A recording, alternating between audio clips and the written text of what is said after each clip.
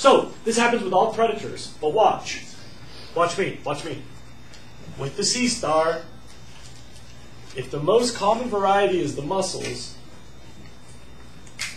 the most common sea stars are the ones who eat mussels, and they're kind of dialed to provide what's called predator pressure on mussel populations. And that allows these other populations to step into the empty real estate left behind by so many missing mussels. Does that make sense?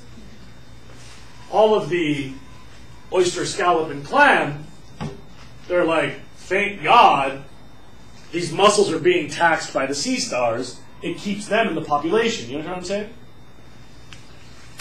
The loss, here comes the predator effect. It's got a lot of big words, including competitive exclusion. Here it is. I'm just going to warn you that this is one of those times you got to write this down. The predator effect is predators maintain diversity by limiting competitive exclusion. Predators maintain diversity by limiting competitive exclusion.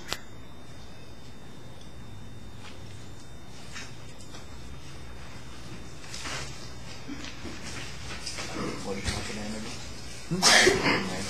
U2 watersheds, S2 or S2 watersheds.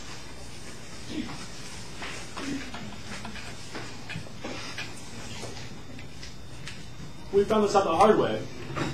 You get rid of the sea stars to make better bivalve fisheries.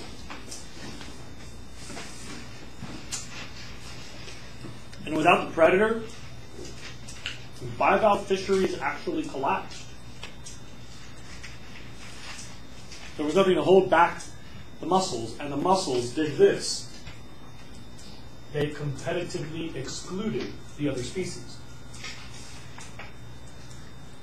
In nature, there's always a better competitor, the winner. And in every ecosystem, the predators will be dialed at the winners because they're the most common food source.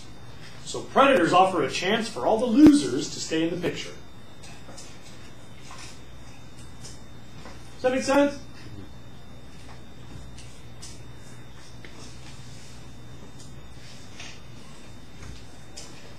If I hate the smartest kid in the room and I always pick apart their exam, everybody else does better on the curve because I'm hammering that most successful one, right? We've now discovered this. Sharks maintain diversity on reefs. And when you get rid of reef sharks, the diversity of reef species goes down.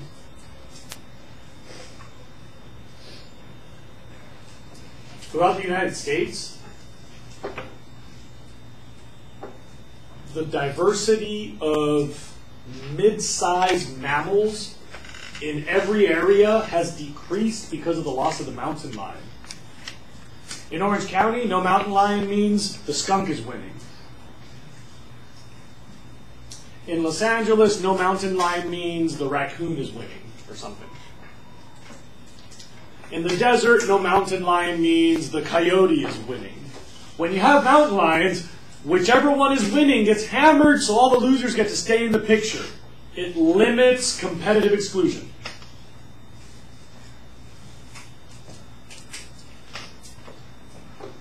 Anybody want to ask me about the predator effect?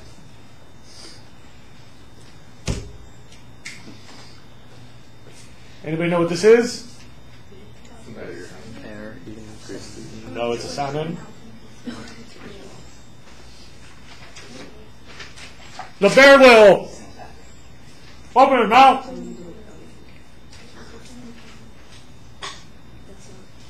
The salmon will jump right in.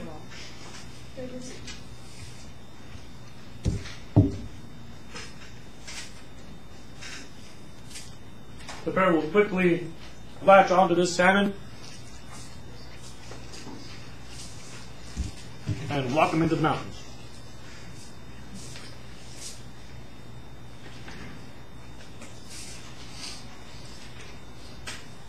There used to be a lot of grizzly bears in the Pacific Northwest,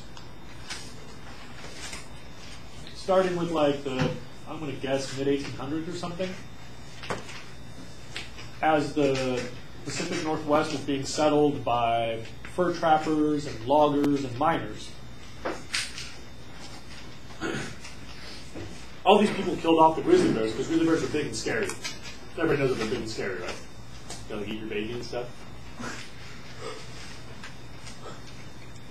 All the loggers, when they would go logging, they would take a rifle or set traps because you don't want to be like wedged underneath a giant redwood and have a grizzly bear come up and like eat your leg off.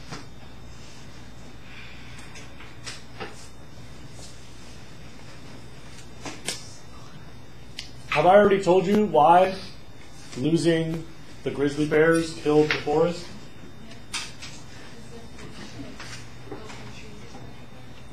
Something like that. These wacky grizzly bears, when they go into the trees, they're going to just take their favorite part of the salmon, but they don't eat the whole thing. You and me, we remove the guts and cut off the head, make 2 fillets and eat it. Then, the only part they don't like is the fillets. They love the head and they love the guts, and then they leave the part that you and I would be like, oh, bro, bro, bro, bro, and then it's like, leave that. They walk up into the trees, they go, they crunch the head first usually. They turn around sideways and they're like, and eat all the gut part, this thing. Sometimes they'll pick at it, peel off some skin. You know, if they're just lazy, they'll like sit down and chew on it. But on average, they take about 2/3 of the fish and leave it on the ground. Stretch, take a little poo, walk back down to the river.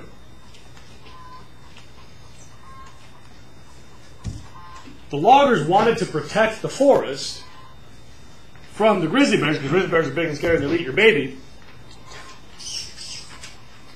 By killing off the grizzly bears, within a few years, the growth rate of trees went down dramatically, and in some areas, I don't know if you could say the trees stopped growing, but they got like really bad at being forest. The best forests didn't regrow. Little saplings would take forever to grow up. Nowadays that we've got nerds that measure nutrient fluxes on land, we realize the salmon guts and salmon leftovers and bear poo. By the way, who would not love to be a grizzly bear, right? Like, they just like play and eat and poo. Like nobody messes with them. They're all cute. That salmon remain plus grizzly poo is the single biggest fertilization of a land ecosystem anywhere on the planet. There is no bigger dose of fertilizer to land than this. I want to remind you of a couple of things. First of all, everybody's being smart in every example I've given you. If you're a fur trapper and the otter is easy money, you take them. If you're a diver and you see something eating your food, you kill it. If you're a logger and you're afraid of the big, scary grizzly bear monsters, you shoot them. Just so that we're clear, I am not judgmental of any of these decisions. I personally would have done every one of the things the same way had I been alive at that time in that position. Now here's my point. It's the punchline of environmental science. Remember my analogy, you're learning about anatomy by picking apart your own body. We always wish we had known earlier. It's the punchline. Oh, we really needed that thing. Dang it. Now we don't have it. Like, oh, I figured out this is my heart. Crap.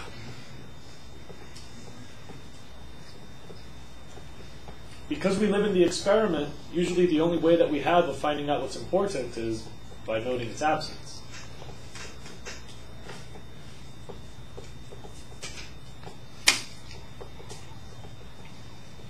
I don't think anybody would have predicted this. It's not like, oh, you should have seen that one coming. Like, really? How would anybody have seen that coming?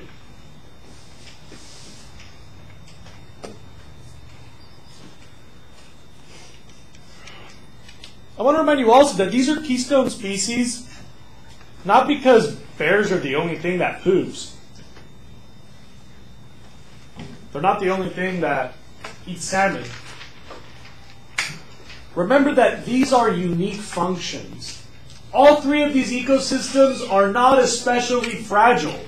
The kelp forest, not especially fragile. Rock reef, pretty diverse actually. The Pacific Northwest rainforest, those are some of the most successful forests on the planet. These aren't systems that you would say, oh my God, they're on the brink of collapse. These are robust, easy to harvest, long-standing, sustainable ecosystems. But you find the one function that can't be replaced, like eating otters, or regulating bivalve diversity, or cycling nutrients onto land. And when you remove that irreplaceable function, that's what makes them a keystone species, and that's what kills the ecosystem, is that, oh, there was that one thing that nobody else was doing. We just found out now. It's like Derek Fisher when he was playing for the Lakers. The most irreplaceable man in the Lakers was Derek Fisher? Really? I mean, you know Derek Fisher, you know that's true. How many know what I'm talking about with the fish? Cool. Talk about irreplaceable, right? Anybody know what that is? No. No. No. Prairie dog? Prairie dog! The prairie dog! Okay. No, lemur? That's worse than a lemurs? Or primates with a long... Oh, a meerkat. Thank you. Thank you. Thank you. Tasmanian devil. By the way, the meerkat is the closest you've been all day. Yes. That's what I meant. Yes, okay. The meerkat is the old world equivalent of the new world prairie dog. All right. Me. All right, fine. Prairie dogs. They're really cute. They go like this. They eat grass and seeds. And prairie dogs come from the prairie, which is the middle of the United States, our breadbasket. You should know that if you were going to play global risk, the best spot to own would probably be the United States. And one really important reason is we have a giant breadbasket, a huge grassland. Grassland is good for farming because the diversity of grasses means there's always something growing. Cold year, hot year, wet year, dry year, there's always a grass growing. And if you've been growing grass for many, many, many years, 20 million years in the same place, you have a lot of decomposing grass, so you have really deep dirt, so that's good for ranching, good for farming. Unfortunately, there is one problem. Ranchers hate the prairie dog because prairie dogs make burrows. They make holes in the ground. They're like these little tubes, about the size of a tennis ball thing, like a gopher hole. And I don't know if you've ever seen cows, but they're kind of heavy and kind of clumsy. And if they're running and they step into a hole, they keep trying to run and they break their leg. It's oh, my $1,000 just died out in the prairie. I've been learning a lot about guns since I got into hunting and stuff, and I don't know all the details, but I'm under the impression that as we were developing the prairie, there was an entire class of ammunition and firearms that were built precisely around exterminating prairie dogs. We made small, high-velocity projectiles, little bullets that went really far, with good precision, in long barrels with little recoil. The 22. Like the 22 LR, 17 HM, I don't know. I think we're in the right neighborhood here. And the reason these became so common, and they are the most common calibers in the world, is because we gave them to children to go out and exterminate prairie dogs. You know, the whack-a-mole game? Prairie dogs, unfortunately, when they hear a loud noise, they stand up. So you shoot one and they'll go, what? And so it's oh, all right. And you shoot the next one and they'll go, what? And so it's really easy pickings. There's a whole terminology around this. If you study the English language, there's all these terms that refer to prairie pickets and plinking and all. Anyway, a whole generation of children was raised shooting prairie dogs. Many generations. And we got rid of the prairie dogs. The prairie fell apart and ranching got worse. It just so happens that prairie dogs combine all the things I've told you so far. They have a predatory effect in that they eat whichever grass is most common, so the rare grasses stay in the soil. That way, if next year is dry, there's a few of the dry seeds left. And if next year is wet, there's a few of the wet seeds left. And if next year is like this year, there's still a few of those left too. By maintaining seed diversity, there's always something growing. When you get rid of the prairie dogs, the most common grasses take over, and they only work every couple of years. Does that make sense to everybody? Number two, without them digging those holes, they don't mix up the soil. So you lose the nutrient cycling, which made the prairie so productive. And number three, this is like classic ecology food web stuff. Because those burrows are habitat for other predators, check this out. No prairie dog, no burrows, no burrow, no badgers and burrowing owls and weasels. Without all of them, you get an overpopulation of mice. Too many mice, less yield for farmers.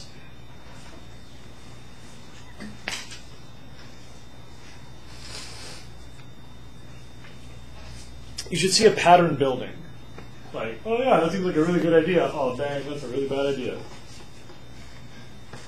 There's like all these surprising connections that we don't expect. When we see them, it's like, oh yeah, that makes perfectly good sense. That's where the badger lives.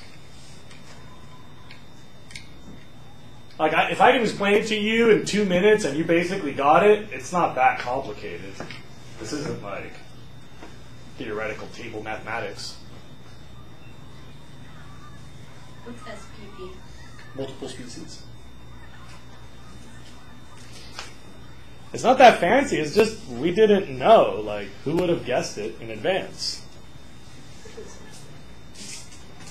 3, 2, 1. Let me take a picture of that. You shouldn't be copying. Take the keywords. And by the way, none of you write when I'm talking. I said everything that was on there. And everybody's like, I speak your notes. Anybody know what that is? Alligator. Alligator, American alligator. Everybody knows the American alligator. Little beady eyes, floating in the swamp. Long mouth with a billion sharp teeth. Anybody know how they get their prey? Fight them? They gravitate. They're like in the water, rocks and stuff. Right, they lunge and wait. Near water or in the water, when something comes to drink, they go, whoop-ah! And then they roll it around to break all of its bones and squeeze the air out, and then they jump into the water to drown it. Jeez. But imagine being an alligator. Watch. Sweet. I just captured, rolled, and drowned a deer. And now I've got 1,000 sharp teeth, a little useless mouth, a little useless tongue, and these awesome little arms like a Tyrannosaurus Rex. What am I going to do with this giant ass deer? Anybody know what to do with that giant deer? I can't swallow it. Bring it on land and how? Like they use the little claws to like put in my mouth? Like rip it into teeny tiny pieces? How are you going to rip it? You can just drag it. You have a huge mouth with a bunch of teeth. So you drag it, yes, you can hold it, but how do you rip it? But that's why they spin around, because it rips off big chunks of it. Yeah, rip it against something. Now you're getting somewhere. They kind of do. But if you've ever tried to rip a deer, 2 of them eat it. they protect their food. Yeah, well, so what? Like a lot of teeth, and then what? Like it's not going to get anywhere. You're right. They're not. It's not going to come out of their mouth. Correct. Keep something to like hold it down so they can like. Yes, their little paw.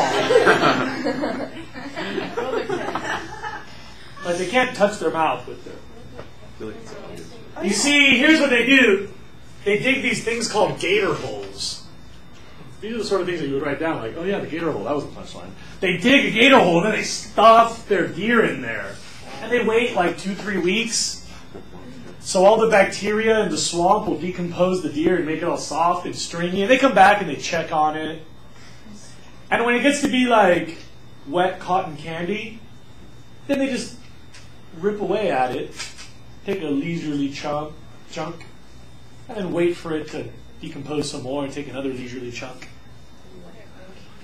Someday you should try to find the survival story of a nighttime bayou fisherman who got attacked by an alligator and was woke up with like 3 broken limbs in the dark, in the water, in the mud, with his head floating in a little air pocket in a gator hole. Water. Yeah. And like in one of these there was like a little air pocket.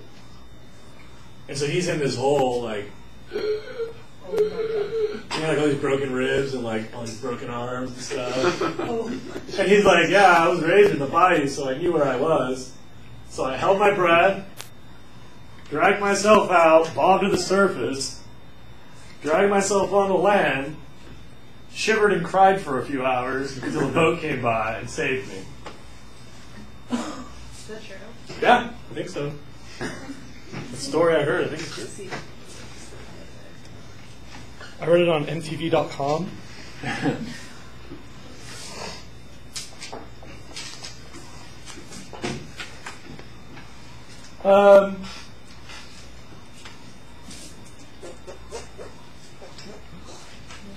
Of course, alligators make really nice purses and belts and shoes and stuff.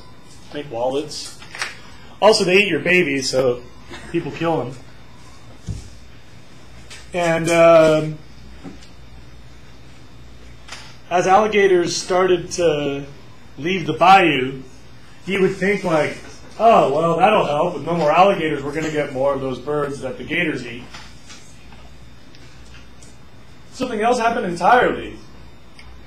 The entire swamp ecosystem disappeared. Apparently, the swamp ecosystem is built by alligators. Because here's a fun fact. Remember like logging causes erosion? You got to know this forever. Get ready, because this is something you've already heard, but you'll need to remember this. It comes up like every week in my class. Fast-moving water can move a lot of stuff. Everybody knows this, right? Like floodwaters will carry a school bus, a house, giant boulders, your mom.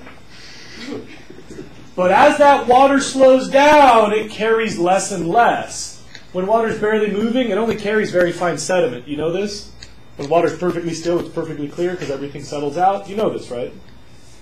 This is like simple stuff that you've experienced your whole life that I want to remind you now will be in my class like once a week until graduation.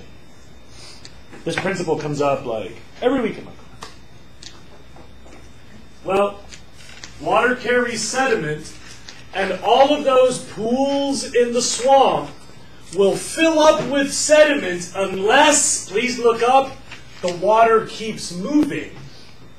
The gator holes increase circulation and prevent sedimentation.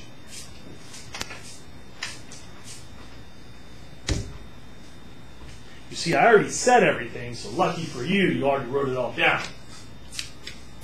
But that makes gators an engineer species. They engineer the habitat. They build the swamp. Not on purpose. It's not like they know what they're doing. It's just that this habit of making gator holes prevents sediment buildup.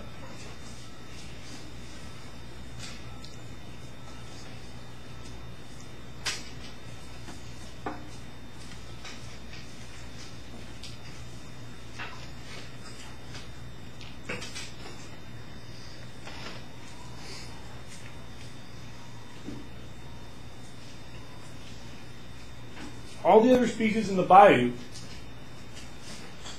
whether they ignore, get hunted by, hunt the alligator, whatever relationship they've got to the alligator, they need it. Without the alligator, no more swamps, no place for the bayou species.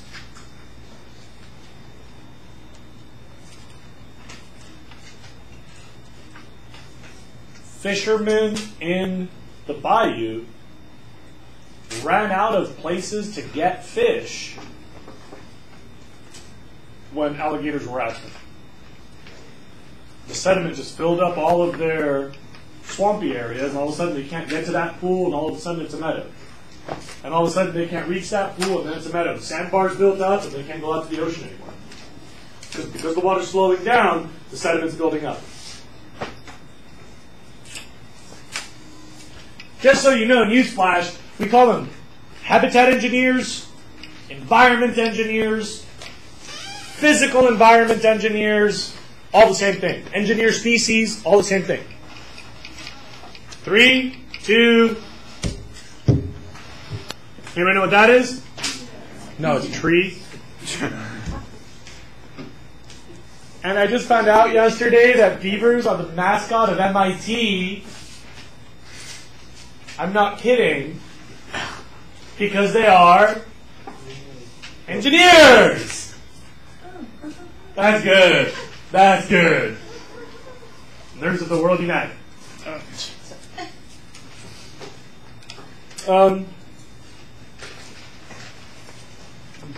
Those dams that the beavers build, apparently they're like really amazing. They build different rooms in there.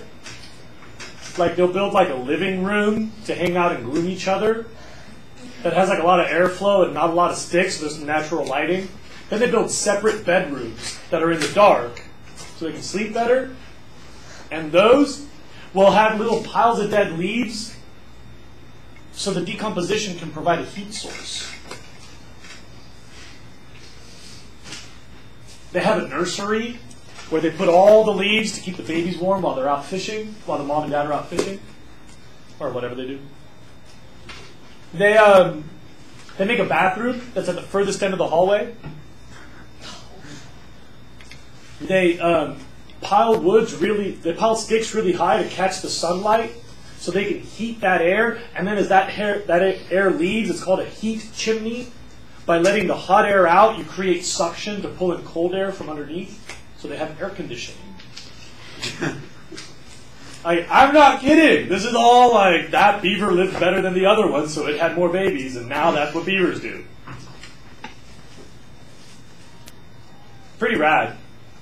All of those have underwater entrances, so other animals can't access them. All the animals walk across the top and stuff, but they don't have a way to get in.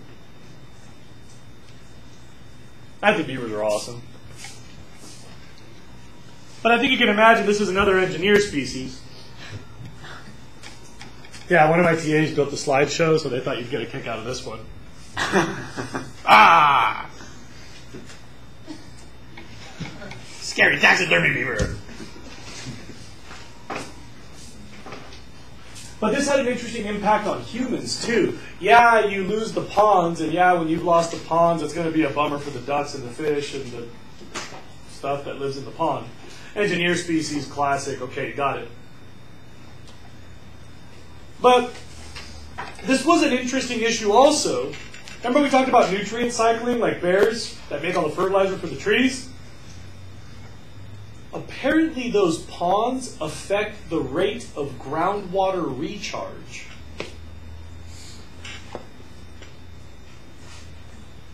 All that water sitting in one place means that a lot of it will soak into the ground, and then there's more groundwater. So trees do better, meadows stay more wet, and so because the meadows are more wet, they're less likely to get trees into them. Across the Sierra, the loss of beavers affected hydrology, the amount of water living underground. And so now the Sierra Nevada is losing meadows,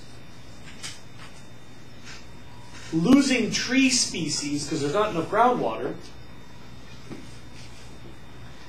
And supposedly, this may be responsible for the decline in some groundwater supplies in the Eastern Sierra water budget.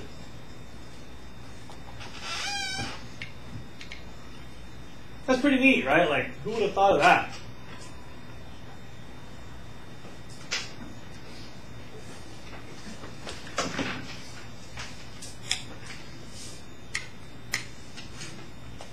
Okay. But the one I really want to talk about,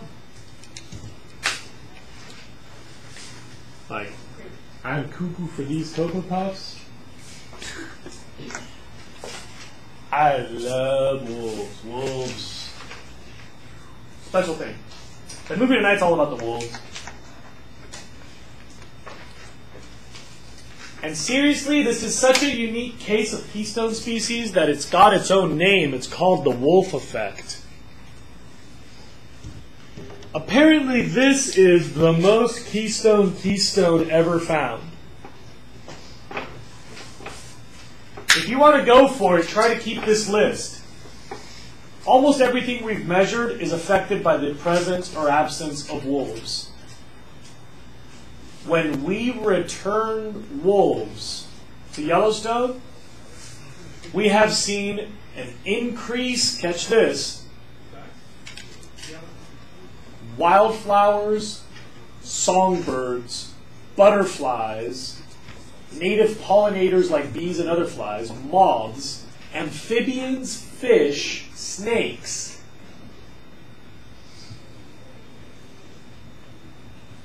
Birds of prey, a decline in wildfire intensity.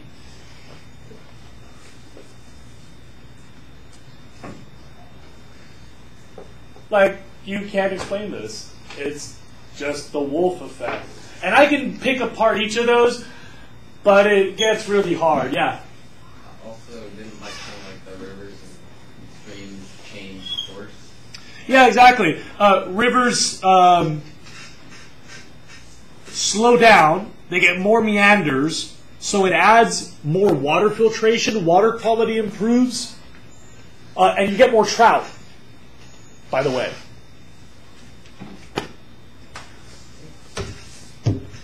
It all comes down to this lonely little wolf. And you do need to understand this. It's like one of the most canonic research studies ever. Like Mendel and the peas with like genetics. Like in environmental science, there's the wolf thing in Yellowstone. It's all about that delicious hunk of beef.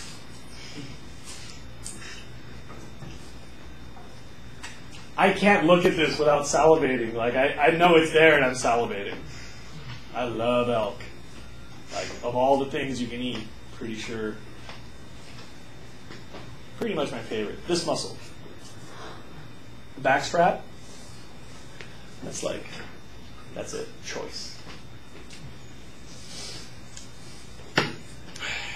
In this picture, you basically see the whole problem, and then you have all these other ecological connections. You should try on your paper to make a column for what happens when there are wolves and then what happens when there aren't. So you'll see all the opposites.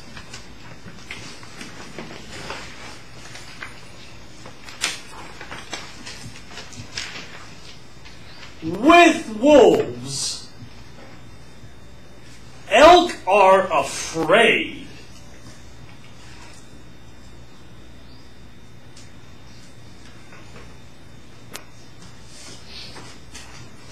So they hide in the forest.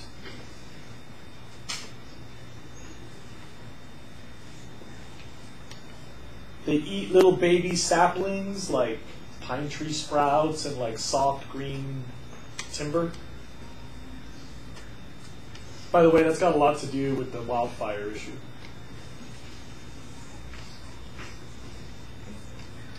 Because they stay in the forest and they eat all of those soft greens in the trees, they get really picky about when they go out to the water. They don't want to go. You guys realize that all predators wait in your water, right? You know that? Like if you're a hunter, you watch the water, and if you wait long enough, your prey has to come out and drink. Everybody knows this, right?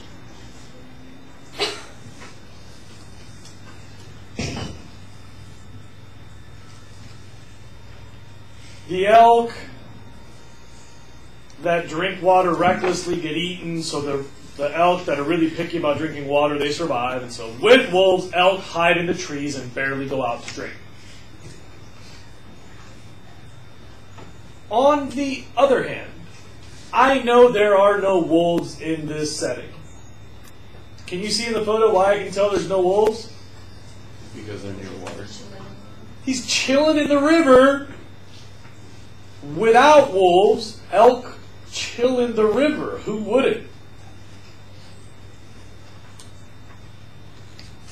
They literally will lay down in the shallow water, lean one way to drink, lean the other way to eat the plants on the side of the river, take a nap, roll in the mud like pigs, drink some water, eat some flowers, go back to sleep. That's their life.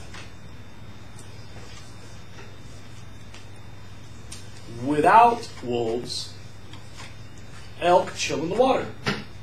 They eat what's called riparian plants. The plants along the river, because that's really sweet. Those are green all year. You guys notice what it looks like on the bank of this river? Shoot. It's all trampled and there's nothing there. Yeah, they've eaten it all. Elk remove riparian habitat. They get rid of that pile of shrubbery along the river.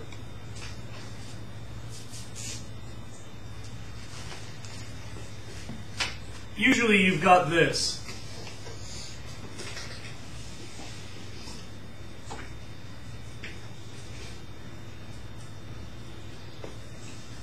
Meadow.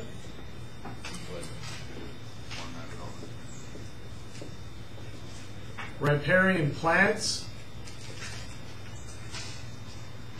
And clean, shady water.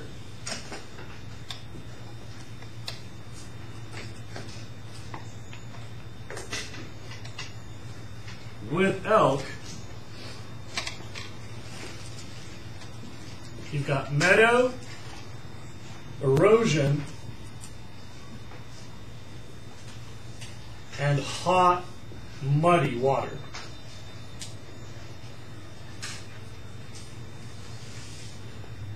You'll also notice no riparian habitat. Wolf, yes. Wolf, no.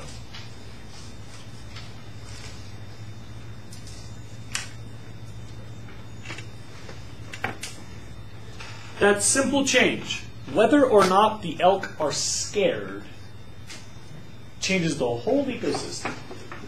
Because with all of this erosion, with more stuff being in the water, the mud affects the flow rate of water.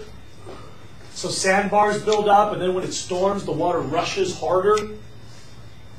With more stuff growing along the edges, that slows turbulence. And so the water sediments and it gets clear. When the water's clearer, insects do better. Because their babies can find rocks to hide in. And with more aquatic insects, the trout do better. Trout like clean, shady, cold water. Not hot, sunny, muddy water. Riparian habitat is critical to songbirds. Who possibly could ever have imagined that if I throw wolves back in Yellowstone, we'll get more warblers? I mean, seriously, this is like the best punchline. More wolves, more of those. I'm not kidding, more butterflies. Like, an increase has been measured in 350 odd species of insects so far. It's pretty ridiculous. Who could possibly have seen all of this coming? But you know, the riparian plants provide habitat. They're critical to the function of the river. Oh, here's another one. Oh, I forgot one. Watch this. Because the elk are no longer in the forest, all those little saplings become big trees. So over time, the meadows are shrinking and being replaced by trees because more of the trees make babies, and so the forest is spreading into the meadow. So now those little pockets of forest are all too thick and they're interconnected, so the wildfires go.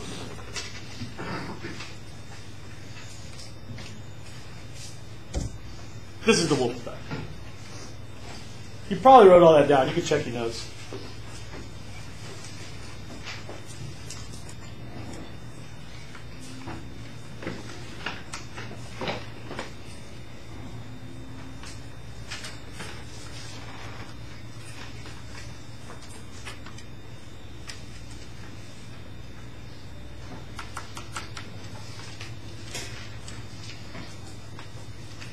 I heard like, I think there was like one wolf came into California, way up north, and everyone wanted to remove it. Yeah. By the way, there's like a whole gossip sphere about where wolves are and aren't. I'm not qualified to speak to the truth of that, but I had heard that also. Coincidentally, there are some states where the wolf is like a hotly debated topic. All the ecology nerds are like, it's actually better. Let me give you my 40-minute explanation. And all of the ranchers and the hunters are like, bro, I don't need 40 minutes. I know that they eat sheep and they eat deer. Game over. And so you get this really interesting conversation between people who have that one obvious functional knowledge that the wolves will eat your baby, and the separate functional knowledge that the nerds are telling you, no, sharks are good for fish. And everyone's like, no, sharks aren't good for fish. Sharks eat fish. And he's like, yeah, but that actually is good for fish. And everyone's like, no. It's a tricky explanation. Very, very sticky wicket. Hot button topic. So I'm about to change. 3, 2, 1. These are the ones you're supposed to know. The food web stuff, those are sometimes the most obvious. Habitat issues, those show up pretty fast. The nutrient cycling, that usually has like a many-decade delay. You know, when you get rid of the wolves, when you get rid of the bears, it takes a while to see the tree growth decline. When you get rid of the prairie dogs, it takes a while to notice that the fertility of the prairie has gone down. The predator effect can be pretty fast. You'll see in that movie tonight about the wolves in Yellowstone, they give you a lot more facts. It's pretty fast. There's all that pollination relationship and the symbiotic stuff and who depends on whom and how they've evolved together. Those are usually interesting but unique stories. The engineered species, some of those can be pretty rapid. The bayou and the swamps with the alligators, that was pretty fast. And the wolf thing, just so you know, that's the example. That's the one thing. If you can explain this, you can always explain to people why there are unknowable consequences. We can't predict what happens when we get rid of the mosquito. Somebody asked me in one of my periods, I heard that we could remove mosquitoes from the food web and nothing would happen. And mathematically, I got to admit that's possible, but logically, I'm afraid to make that commitment. All these unexpected, surprising relationships.